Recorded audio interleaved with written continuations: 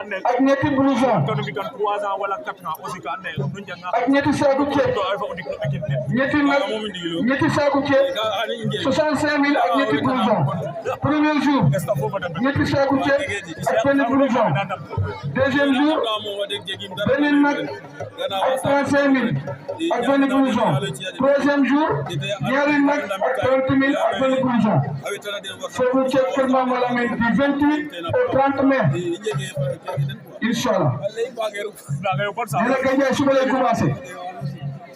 yàlla ko bale benn question boo xamante ne nag dama la koy laaj. une tonne de ciment troisième jour. yàlla ko bale pourquoi moom du wàll yàlla. beneen nag ak 30 000. animation mooy. Babou Sène. la bu dëgg yow du premier au 4. mooy bu moo def quoi. juin. mooy bu gasee daal la mais mooy loolu. fanweeri nag lañ teg. nga dem sa problème lay doon. lay walaay talaay bu nañ koy jàppale ni bu baax. kon am nañ mais parfois ngay jekkal comme gaalu filaatu ne nga jekkal benn combat préliminaire Angleterre nga jekkal comme filaatu ba mu baax nga doog a waliyaani non ñun ñi ñëw sax dañuy dugg ci biir nii na dundee no kay men chaque jour ñu nga ray maaga ngi ñaat e bilaay wene su anga dundale na wene soxla am ay film ak jof yo ngeen Omar Sène Sidi Sarr premier combat préliminaire Omar Sène Sidi Sarr aywa musique waaw la mu neex na trop bilaay walaay talaay kontaan nañ trop nag wanjo nga mu seen fay leen di ñaanal ci kanam te ko ci kanam